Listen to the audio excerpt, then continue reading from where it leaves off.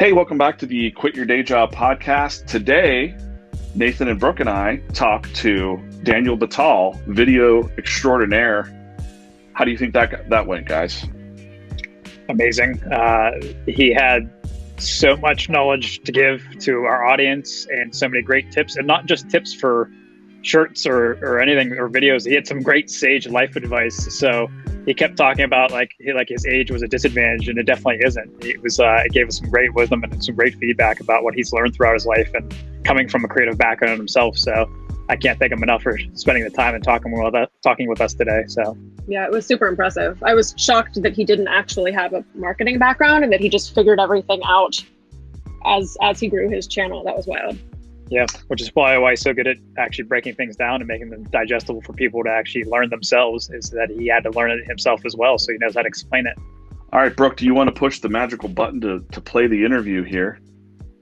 Yep, let's do the damn thing. Button. Boop. Okay. Pushing the button. We're here today with Daniel Batal. He is one of our Spread Shop brand ambassadors. Just real quick again, just to recap, when we look for brand ambassadors, we're not just looking to like pay someone to say something nice about us. We're looking for the influencers of influencers, as we call them. So, or people that are watching and getting value out of other people's content. So in this case, Daniel, we found him. He does like great video work and helping others improve their content. So with that said, Daniel, do you want to introduce yourself and give us like a 30,000 foot view of who you are and what you're up to? 30,000 foot view is the right view. I found that the farther away from me that you are, the better I look. So I'm all in. So my name is Daniel Batal. I'm a content creator. I'm a silver play button YouTuber.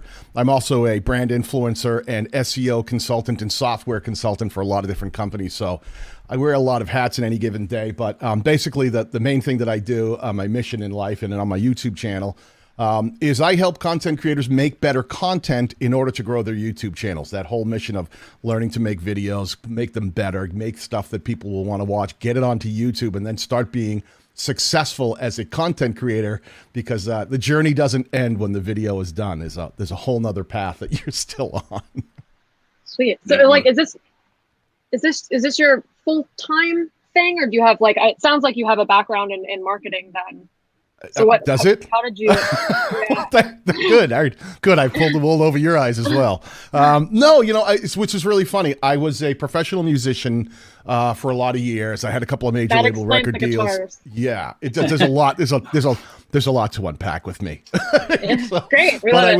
I was also a general contractor for over 3 decades. Whenever I'd come home from tour, I'd get right into picking up the hammer and building. We did a lot of commercial and residential renovations. So I always had a lot going on. I've been somewhat self-employed most of my life. And I stopped swinging a hammer finally 2 years ago in January, where I said, all right, this content creation thing. I think I can do this. I had built up enough momentum where it was still a struggle switching over and quitting that job and saying, this is what I'm going to do. But it's been, I was able to go full in and really focus on trying to grow something bigger than just being a quote unquote YouTuber. And it's been fun. That's one of the reasons that we're working together now. There's always more than just making videos, right? Yeah, definitely. So was there like a certain point where you were like, this is it, I'm ready to quit and start content creation full time? Yeah. Well, yeah, there's always, like, everybody has their own factors, right? With, you finally hit that wall and go, that's it. Now I'm going in. Part of it was I'm 54 years old, which was one of the things that I was a little worried about. Like, there's a lot of young content creators, all these TikTokers and stuff out there. I'm like, who brought granddad to the party? Like, is this going to work? But, getting older, also being in the trades and going through a lot of different recessions and having to, have companies scale down, fire everybody, then build them back up. And, I'm a guy who was always a contractor, but I was an installer. Like, I was there working every single day. So the body gets older, the knees, after a lot of decades, stop working, the back stops working. And I kind of went, listen, you've got some hard choices to make here, old man, and you better start thinking about what's going to happen next. And so it was a lot of that. I had been able to establish enough initial momentum with my YouTube channel to start, drawing in some revenue. And I saw opportunities, and it hit the point where I said, you have to make a choice because I was working all day and then I was up all night editing videos, and I do have a family, and at some point you have to go, listen, make a decision here. So that's where I went when it finally hit that point. Well, with age comes experience. You would so think so, right? Yeah. That's what I keep telling people, and they keep laughing at me like, yeah, let me know when you get to that age. Well, I think it shows. And speaking back to your videos, one of my favorite things that you're able to do is take something that's seemingly really complicated and break it down into something that's really digestible and easy to understand. Can you talk a little bit more about that process, about how you actually take a video or a process of actually editing and able to break that down for the layman, I guess, for the just getting started? So. Yeah, sure. And it's I'm really happy that comes across, and that's what you felt when you've watched my content. Because when I started, I actually have another YouTube channel that I haven't uploaded to in years. And it was one I started with my son, where he kind of like wanted to do a YouTube channel. And I'm like, well, I have like a YouTube thing. I don't know if I call it a channel. I was just embedding construction videos that we were using, out on the internet for my website and stuff. Yeah. And he wanted to do something, so we started this kind of a food challenge channel that has about 10,000 subscribers, and it still draws revenue. And we were just having fun. And I said, when this is no longer fun, I don't want this to be a chore. I want it to be time I can spend with my son. And when it's not fun, let's just stop. And when it got to the point where it's like, hey, Jonas, do you want to make a video? He's like, I kind of would, I'd rather go ride my bike with my friend. I'm like, okay, I get the hint. It's time to stop. But I didn't want to stop. I loved what I was doing. I'd learned enough about YouTube. I'd learned enough about, initial video editing. And then it came time to make, I wanted to keep going, but I didn't want to keep doing that. But I'd learned enough from it that I wanted to do something different, right? Because I was changing the paradigm. It was myself and my son being knuckleheads and eating spiders and hot sauce and right? So it's kind of less exciting when I do it alone. So I started this next channel. I really thought about it. I sat with a pal of mine, Brian G. Johnson, and we built a couple of sketches of channels. I said, well, what do you think about this? And I actually made the channel art, made a couple sample videos, and we worked through a few different ideas. And I finally settled on this idea of being authentic is important. So I was a guy who was trying to figure out how to make videos, put them onto YouTube and grow a YouTube channel. And I said, well, that's it, isn't it? I mean, what is going to be more relatable than the actual thing that I'm doing, the space I'm living in? So I started doing that and making that content. And along the way, when I would figure out how to do something or use video editing software, every time I would turn to a tutorial to try to learn something, because I use YouTube as a viewer, a lot of the tutorials were either 40 minutes long and really boring by people who looked like they were my 7th grade science teacher, and I'm like, oh, get to the chorus already, would you?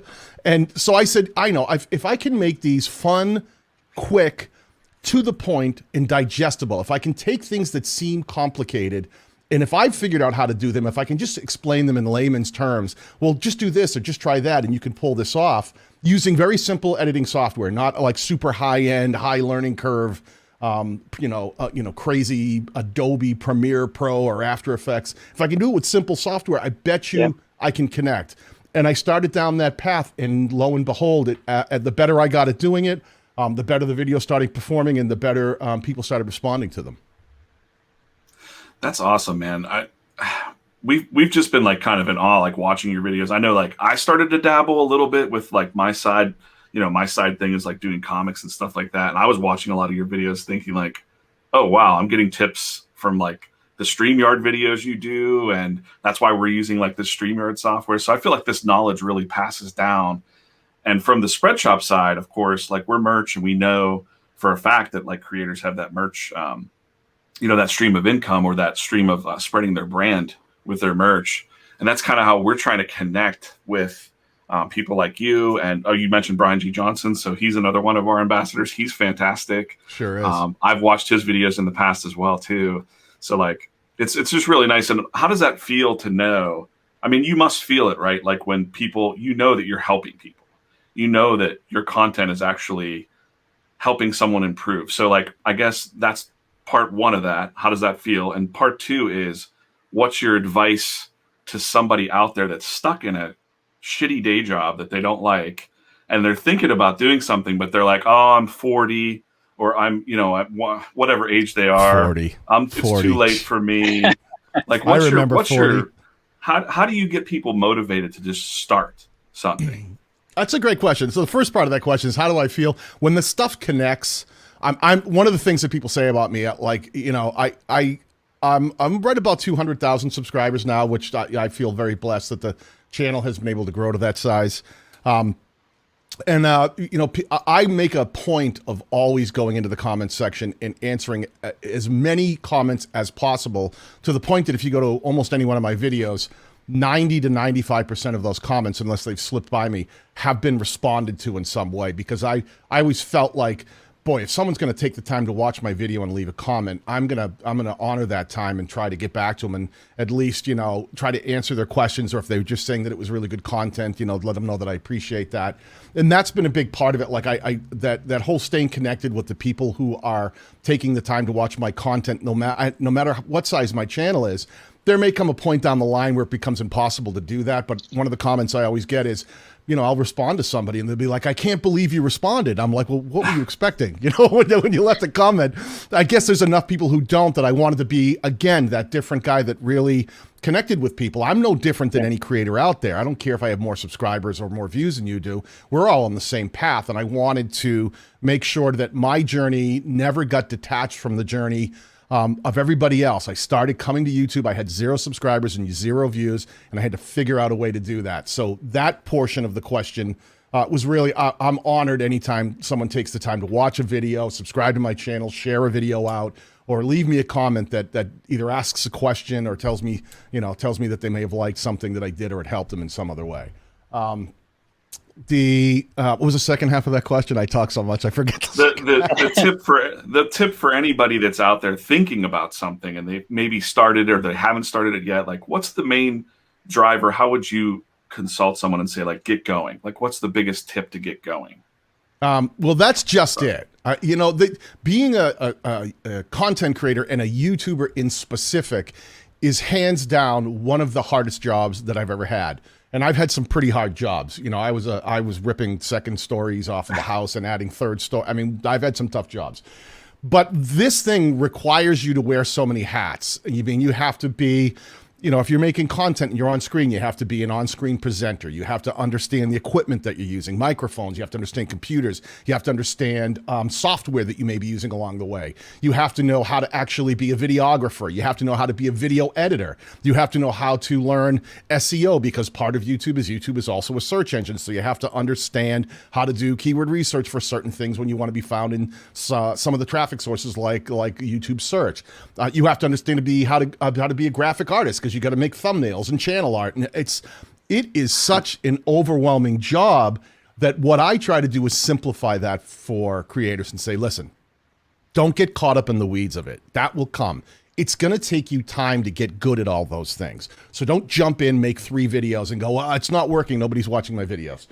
What you have to understand is that YouTube is a pretty simple platform. It's high functioning and has a lot of options, but all YouTube is trying to do is get people watching and keep them watching, because it's advertisement based. They're trying to serve ads along the way, and channels that do that get recommended more often. So instead of worrying about YouTube, think about the conversation that you're in. You know, decide who the target audience that you want to talk to is, and then try to get in that lane and stay in that lane. Because then when people start watching your videos, and if they like them and you're doing a good job, and as you slowly get better, all of your content is relevant to the same interest point, so that when you make another video and another video, YouTube understands the kind of audience to connect that content with, and can use all that traffic data of who watched it, who liked it, who clicked on it, who left a comment, to figure out other similar viewers to reach out to and present it to. So if you're just starting out, try to find your lane, think of a value proposition, what your channel's about, who the target audience is, and why they would watch your content, and then just stay in that lane and make that content to the best of your ability and build it up over time, because YouTube really is a marathon, not a sprint. You want to build something that's bigger than a single video. You know, it's not about one viral video. That does happen to some people, and they get one video explode, but then a lot of those people also come crashing down because they had nothing to follow up with, and none of their content gets recommended. So you really want to try to build a catalog. You want to build something bigger than a single video. You want to connect with an audience in a way that you both share a similar interest, and make content that brings your voice to that conversation. That's where you want to start. Start there, and I think that you can you'll be on the path to a successful YouTube journey. That's super interesting. I know on our end, that's very similar journey we have is we want to empower our creators to be able to focus on their content and take out some of those, like you said, those power themselves through those weeds. Because there's so much that I think it can be daunting for some people, and that's why they don't get started. So that's sounding what you're doing as well, as you're taking those obstacles and you're getting them out of the way so people can really focus on their content. And I think that's what you're able to do is make that accessible, I think, overall. And that comes across in how genuine you are. You can tell you're really excited and passionate about what you do. I guess as far as YouTube is concerned, what really drew you to that specific platform versus some of the other options that are out there? Because there are a lot. Yeah, there are. I had been, it probably goes deep back into something else. My dad worked for Polaroid when I was a kid, and he would bring home some of these products, even though they were mostly known for cameras and stuff. But he also brought home like these like Polar Vision that were like their prototype Super 8 movie cameras. And I was a little kid making movies at home. And I was always interested at a young age. Like anytime I could, I think I've always had like a creative vibe. How can I create something? Yeah. Whether that be music or video content or whatever that might be. So that got me, that was always in me.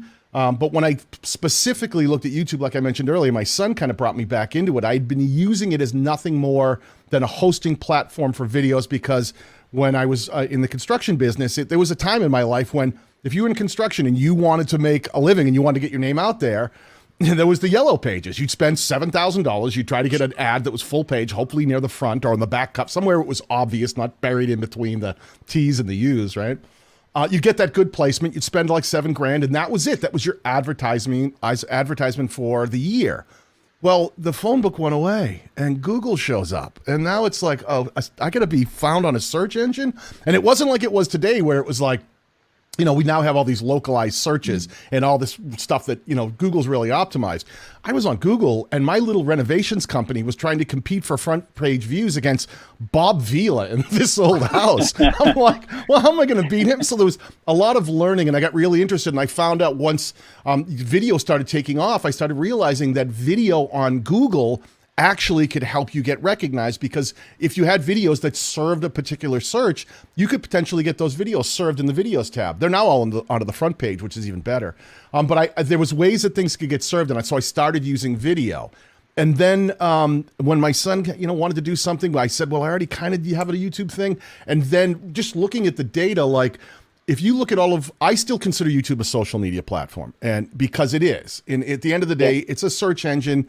Yes, it's a video hosting platform, but people go there to learn, to talk. There's comment sections, there's live streams, there's community tabs. It is a social media platform. And when I looked at the data on all of the platforms out there, it just made sense. There's Vimeo, there's other ones, but YouTube is the largest platform that year after year continues to grow and outperform all of the other social media platforms, just in growth potential. And not scaling back. We've seen things like Vine come up and then go away. We've seen, if we looked at, it was MySpace up and then it gone away. So, with having Google own YouTube, that the money's there, the investment's there. It's not something they're not looking to, toss it away tomorrow. They keep putting more money into it. And I think the best days of YouTube are still ahead of us. It grows year after year. It's more competitive now, but there's more opportunity. So it made a lot of sense. And I said, if I can just figure out how to be as successful on YouTube as I was when I was playing around as a little content creator in New England with Google, I think I can do this. And lo and behold, it's been working out. So I'm happy at the choice I've made, but I'm still always trying to, branch out and make sure my presence is now known on Twitter and on Facebook. And, but YouTube has absolutely been the backbone of the thing that I've been doing in the last couple of years.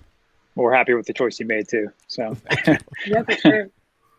You mentioned that YouTube is one of the hardest, if not the hardest job you've ever had. So you started YouTube for fun with your son. Does it feel like a day job now that it is your day job? Like, do you ever get sick of it, or do you still feel as excited about it as you did when you started? Oh, wow, that's a big question right there, huh? Yeah. Well, here's the interesting thing. I think people who look from the outside in think YouTuber. You make videos on YouTube and that's how you make your living. What you find out as you start to grow is the AdSense money, which is the way you get paid from YouTube, is not a whole lot of money. I mean, it's not. You have to, it depends on your niche, it depends on the amount of views. You have to drive a whole lot of views in a really publicly transferable and accessible niche. My niche is so small that it doesn't matter how many subscribers and views I get. Like the average revenue dollars that get spent by advertisers is really low. So I couldn't live off the AdSense by any means.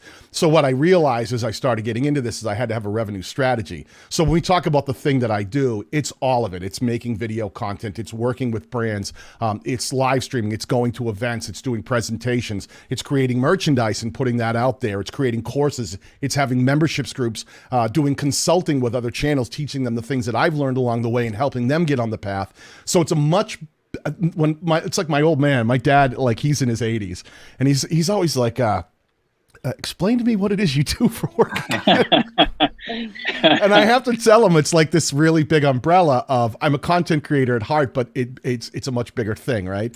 So I love the job because it speaks to the thing that I love is like I said, I've been self-employed since I was a teenager. So I've always been self-employed and I like the idea of owning my future.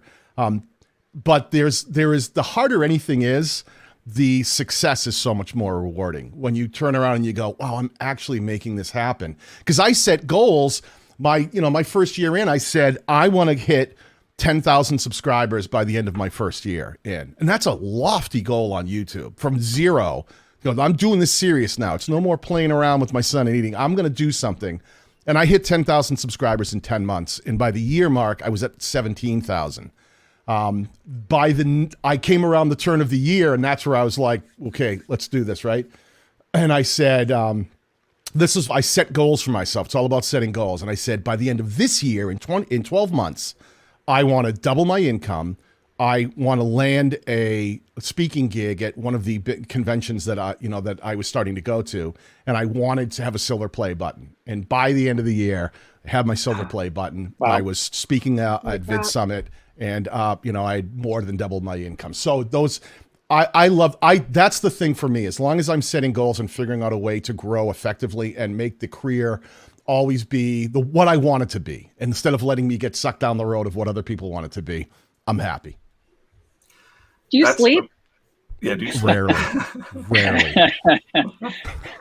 It's awesome. It's awesome that you're talking about goal setting because we just had a conversation previously with Clueless Bushcraft, a big TikToker who blew up. And he said the same thing. I mean, he said, I wrote my goals down. Did you write your goals actually down on paper and like look at them? Like you don't just put them in your head and just think about them occasionally. You actually write them down, right? Like on a whiteboard that I had sitting in. So I have, this is the expanded studio. So that's my editing booth. And I had where the payphone is behind me. Yeah. I'm charging calls now. That's how I make money. I just charge people to use my phone. What I did was I had a whiteboard back there and I would write down this is what I want to do. Like the subscriber goals too. Like when I want a silver play button, I'm like, all right, this is how many subscribers I'm currently getting a day. This is how many days are left in the year. This is how, and I had it all written there. You would need to get this many subscribers average a day between now and then, which was way more than I was getting.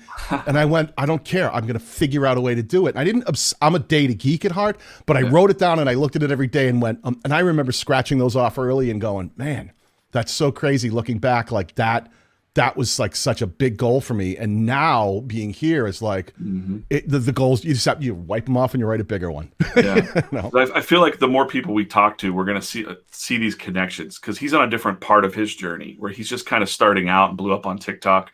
And actually one of his goals now is to quit his day job in January.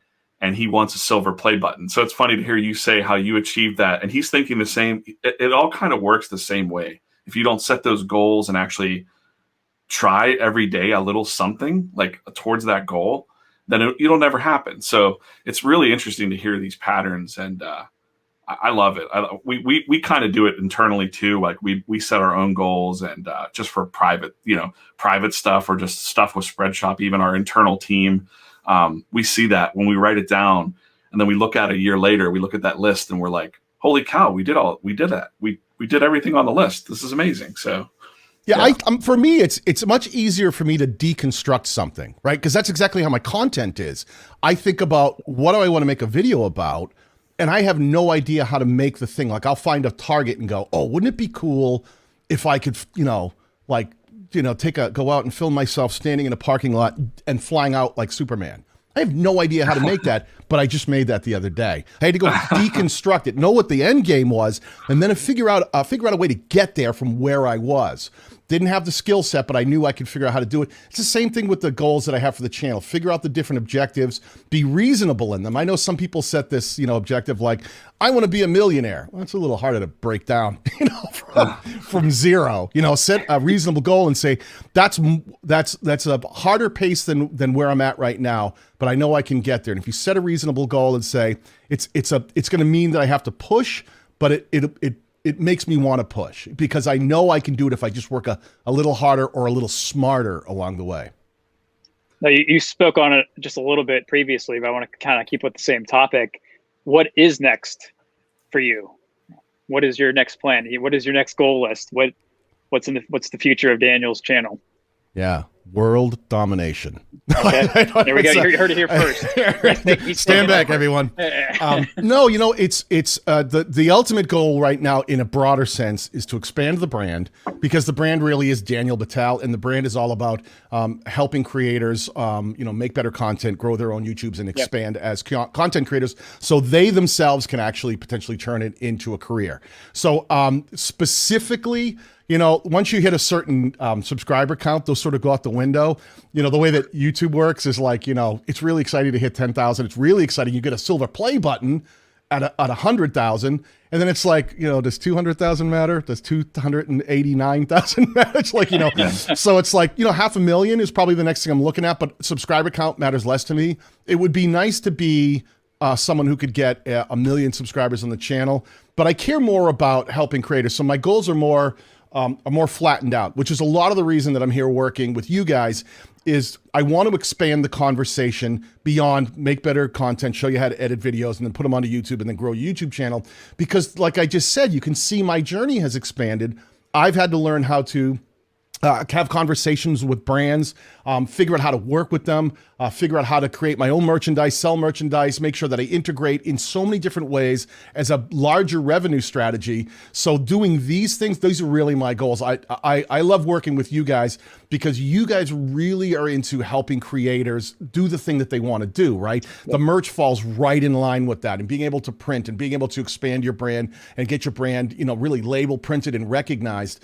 It's just such a wonderful way to approach it. So any of these pieces that come in, that's what I want to do. I also work with StreamYard. We're here on StreamYard. I'm on their brand ambassador team, and they're the same way. It's all about that journey. So anything that fits under the umbrella of my journey of helping content creators and things I can bring value to them, that's my mission. I'm always looking to interact with other companies that want to do that, and hopefully get these companies that I work with to interact with each other. Because I think being an island sometimes out there in the community can be really tricky. It's much better if everybody kind of knows each other and you know where your strengths and weaknesses are, and you can reach out and say, "Hey, can you guys help us with this? Can you?" And everyone starts communicating, and you have a community around you of people who are all on similar missions, but all can help each other.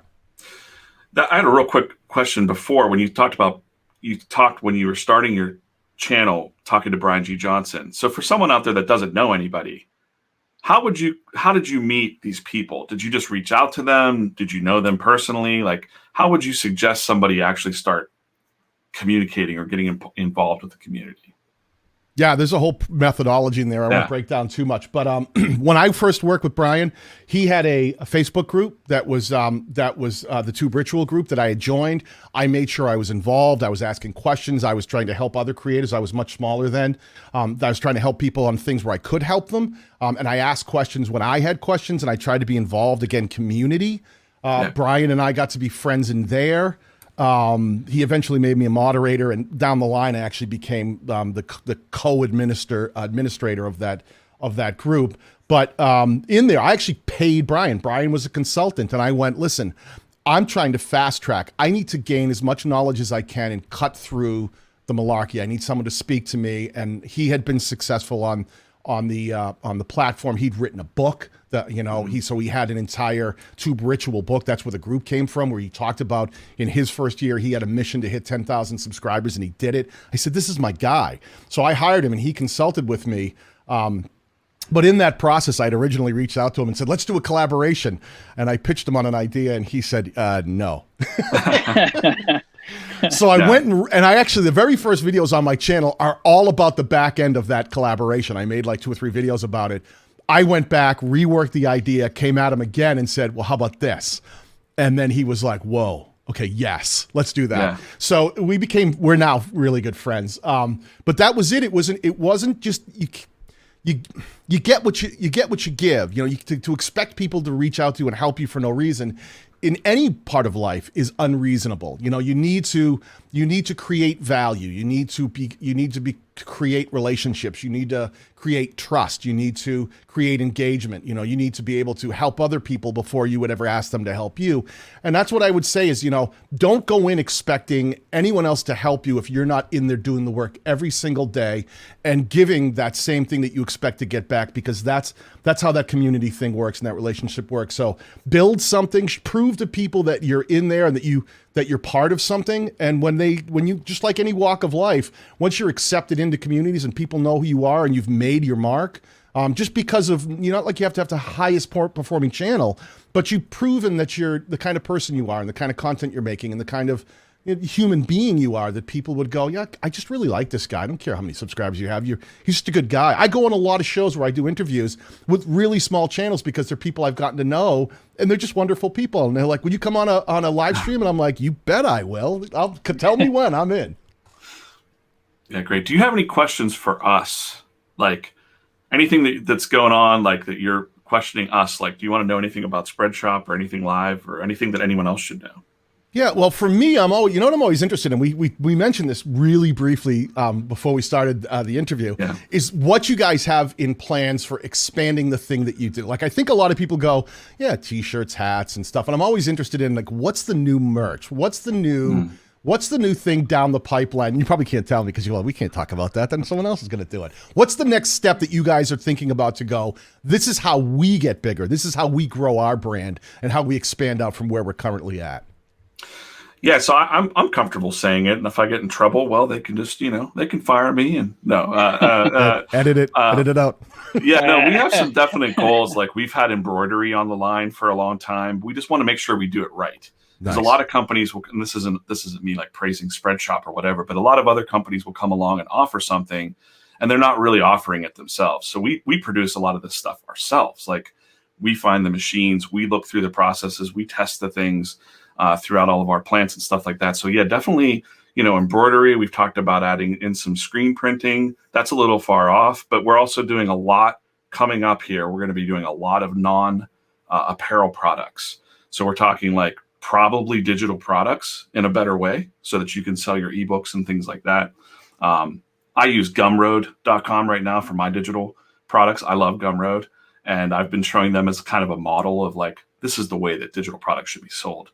Not like oversold or, the creator should get more of the money. We want to really push that for digital products because, hey, on Spreadshop's side, we don't really have to do much except for give server space and whatever and transaction fees. Why are we going to overcharge creators, right? That's not cool. So, so there's stuff like that. And yeah, we just talked about the pint glasses. We're working on some new indestructible pint glasses. So we're testing those. We do the testing process in production. So it's a never ending assortment process to get things into the platform. But yeah, anybody that's part of Spreadshop, they'll see the emails and the the releases for new items and what's coming up. So we got some exciting things. Yeah, we just added stickers. That's so funny that it doesn't matter what you're doing. It's the same paradigm, right? Like we're all trying to figure out that thing we do and figure out how to do it better and expand our reach to serve the people that we're trying to reach in a way that's effective, that they connect with and say, that's cool. I want that. I'm interested in that. Yeah. And we really don't want to create unhappy moments. Like if somebody, we try to guarantee all of our stuff. We don't want someone to get a product that's bad. And we don't want to offer a product because a lot of times, like, so for instance, all over shirt print. Okay. Or, oh, do you have all over printing? Well, we did actually studies where people that had those for sale didn't sell much of them. Yeah. So do you know how much from a production side it costs to like do the all over printing in house? We're like, you're not selling it. We're not pushing it. Well, why would we do that? Like, we don't want to waste your time. We don't want to waste our time. So that's kind of where we sit from the production standpoint. So there's a lot that goes into it. Wait, are you saying that you're making data-driven decisions? Yes. Imagine that. Imagine that. Yeah. Or we just, we could just like take a handful of money and light it on fire and throw it out the window. That's a good strategy. Right. So, yeah, man. Last question is kind of a fun question. Sure. I call it the magic wand question. And if you had a magic wand with no recharges, you can't wish for new wishes. You have one wish for anything. What would it be? Oh, man. Well, this is like the eternal question, right? It could be the Oprah question. It could be the Oprah question too, or I'm going to give such a boring answer, but the thing I struggle with the most in everything I'm doing and trying to put a lot of things together and make them all happen is time management. I run out of time so quickly that if I had a magic wand, it would be time. I wish I would have more time, or the ability to better manage the time that I do have, so that I wasn't constantly, back to back, and be able to have a little more time to not only get the things that I'm trying to get done efficiently and effectively before I really am an old looking man, which I may be. Don't say anything. No comments, please. No. And then have more time just to do the things when I'm not doing this, like spend time. I've got a 15-year-old son, I've got a girlfriend I've been with for decades now. It's like to be able to just spend more time and get away and do those things so that it isn't all, when the ability to turn it off, I have the time to turn it off would be great. But that's not a complaint. That's just, I know my shortcomings. Better time management or a little more time to manage would be great. And Nate and Brooke, do you think it would be cool when we start getting back in our space, we just hire Daniel to come down and build us a killer podcast room? I think that would be amazing because he's got all the camera switching, and we could have a Brooke cam that goes over your shoulder, Brooke. Yeah. So let me ask you one other question though. Now, because I am predominantly known as a YouTube content creator, and you guys have a YouTube channel, right? Well, who's in control of the channel? Is that channel growing, and what are the plans for that channel moving forward? Oh, geez. Okay. So actually, we basically the three of us were in charge of that channel, but it's not our full-time job, so we don't actually have a staff of people on that content right now. So we are the content team. We are making these videos. We are making this content. It's not our number one thing. Our number one thing is actually making sure the merch gets put out and all that. But on our side, we're all about it. So we're definitely using these tips and things that you're giving to try to grow our Spreadshop brand, because we're kind of just this unknown, entity. So that's kind of why we're putting out this content. So yes, we are definitely looking to grow our YouTube channel without doing it in a fake way. Because we see a lot of people pop up and they're like, I got 200,000 subscribers now. And then you got like 2 comments or something. And we know that they're know that they're faking it. We know that they're buying the traffic or whatever. So we just, it's so funny. Yeah. I work with a lot of, a lot of commercial clients who either have a product or a brand or something they're trying to bring to YouTube. And it's so funny. I always tell them that they think like, they jump on, they think if they just look at the numbers, like I just want views and subscriber counts, right? That's all I need. It's like, no. Or either that, or they don't know how to talk about the discussion that they're in, right? It's like, I always explain it like this, like you wouldn't go to Twitter, create a Twitter account and go, here's my product, here's a link to my website. Oh boy, here come the people. Like, you're going to build an audience, you're going to build a community.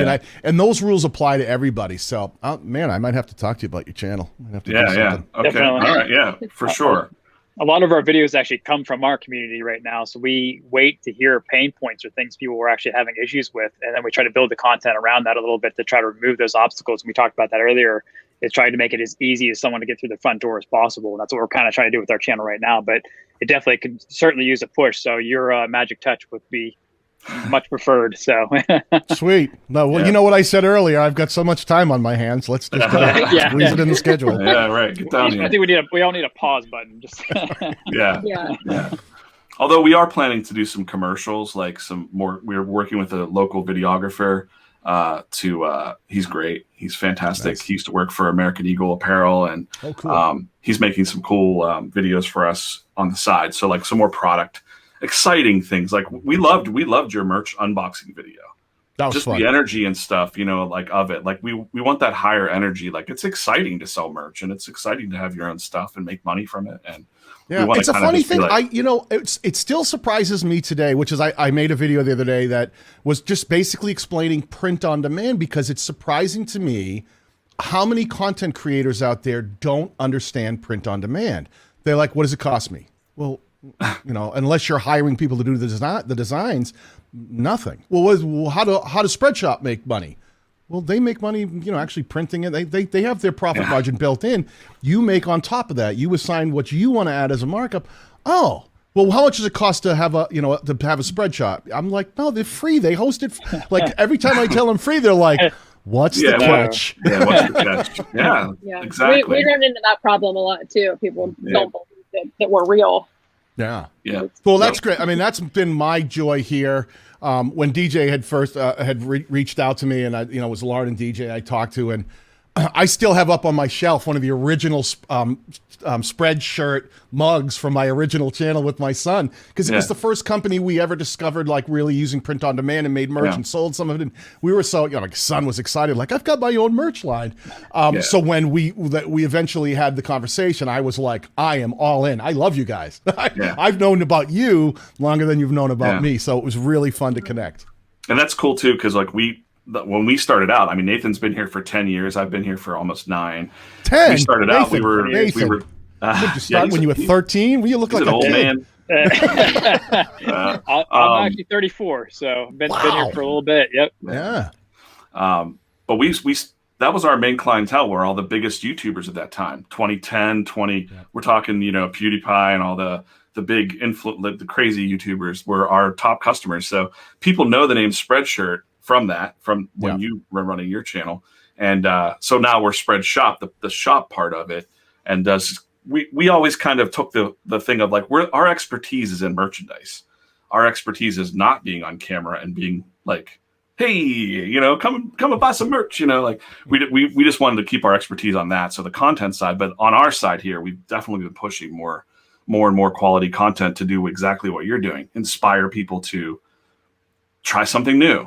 Do something, get activated and going. Quit your day job. You know, like even if it's at 5 o'clock and you go back to your day job tomorrow, you could start. I'm quitting until I have to get up tomorrow for work. Yeah, right. So cool. Well, man, it's been a pleasure having you, and it's a pleasure to work with you. And Brooke, Nate, do you have any other follow-ups with Daniel before we go?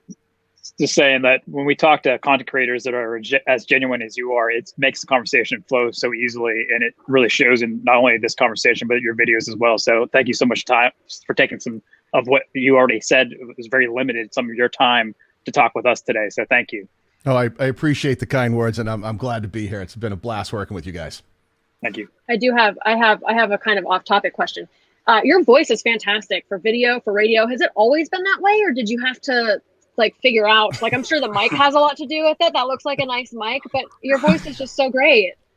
I appreciate that. I've spent a lot of years. I'm from New England, so I inherently will end up losing R's and putting R's in places where they don't belong.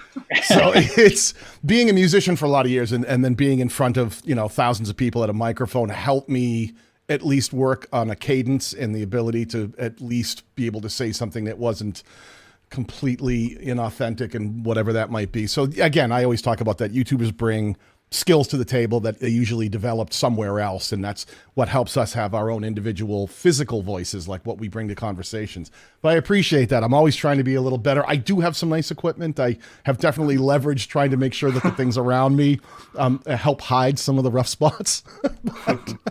but yeah, lighting and a good mic will go a long way to make someone seem not as awful as they really are in real life.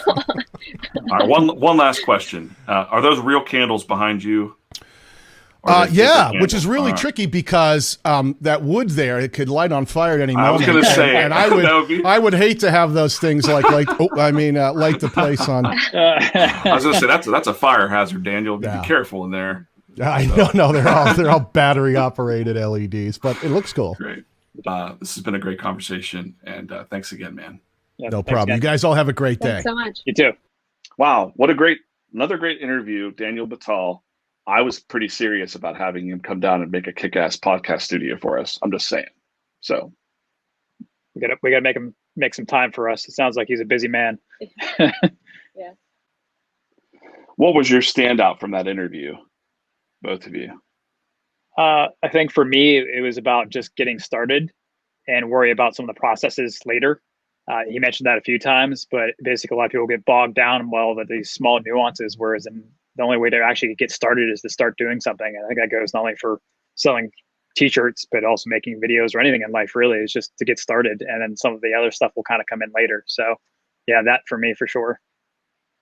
I was just really impressed with where he started from, like talking about the yellow pages and how he figured out how to adapt. I know that like a lot of businesses don't take advantage of like social media and new platforms and ways to market themselves. So it was just really cool for me to hear how he did that. And then he started his channel with his son, and then, did his own thing, and he loves it. And it's just, it was super cool to talk to him. Yeah, for me, well, like I said during the interview, I think it's just the patterns we're going to see as we talk to more and more professionals or people that are experiencing success is that they wrote it down. They wrote down their goals. They thought about them every day. Even if they were only able to work on them like 15 minutes per day or something like that, was the path that took them to the success that they got. Yep. So yeah, it's really powerful stuff. I'm actually, secret. I'm just doing this podcast so I can get these tips from these guys, so I can quit my day job and get out of here. So I'm gonna go write my goals down right now. So what are your? Actually, I do have notes. I have notes here. I wrote down whiteboard goals 6 months. Awesome. So I'm gonna write down some goals. Yeah. Yeah, I'm just picturing where I'd put my silver play button back here. I don't know. Oh my god. On my YouTube channel. Yeah, well, long shot, but I'll stick to what I'm doing for now. Do you think if the Spreadshop channel? No, we probably just get one silver play button. I was going to say if all right, would we get 3? All right, let's set. But I don't think they would do that. All right, I'm just going to say it right now. Let's set our goal for this YouTube channel or this podcast. Let's get a silver play button, however means necessary. Even if we got to go to YouTube and. Okay, Nathan. By when? When do you want to get a silver play button by? He did what, 10 months? But we can. Yeah, let's to write it down. Let's put the text up here on the screen here. Okay. So writing it down. All right. 100. When do you think we need 100,000? Right, 100,000 subscribers to get to the silver play button. I think for us, we're gonna have to be a little more realistic. Let's go for. Yeah. I'll see you in 3 years. 3 years? No. Well, let's start smaller then. So if we have to get to 100,000, let's go for let's look like 25,000 subscribers. That can be our goal. I want a button though. Is that a good one? I want a silver button. Well, yeah, but we have to set but you have to break it down. Weren't you listening? No, were you listening to Clueless Bushcraft? He said 10x your goals. He said, yeah. So now we're going to 10x 25,000. What's that? 250,000. That's what we want. All right, we'll go for same time next year. I'll see you July 1st. Okay. All right. So July 1st, maybe I won't be here in this room because, but we'll hold up a silver play button July 1st. It belongs to us. It won't be Daniel's button that we borrowed. Daniel did say to think big. So yeah, we got to go past what we actually want. So. All right, let's do it. We're setting that live right here on the show. So cool. We're the best test audience for this, right? Like we mentioned, like we're not professionals at this either. Our jobs are not this. Our jobs are actually, things inside Spreadshirt. So cool. Awesome. Well, hey, thanks for listening. Make sure you subscribe to this channel because we're never going to get to the freaking play buttons or anything like that. And if you're on Spotify, listen too. And if you're on Spotify listening, get over to the YouTube channel because now we have a goal and we want to get to the silver play button. So cool. All right, guys. Right. We'll see you soon. Bye.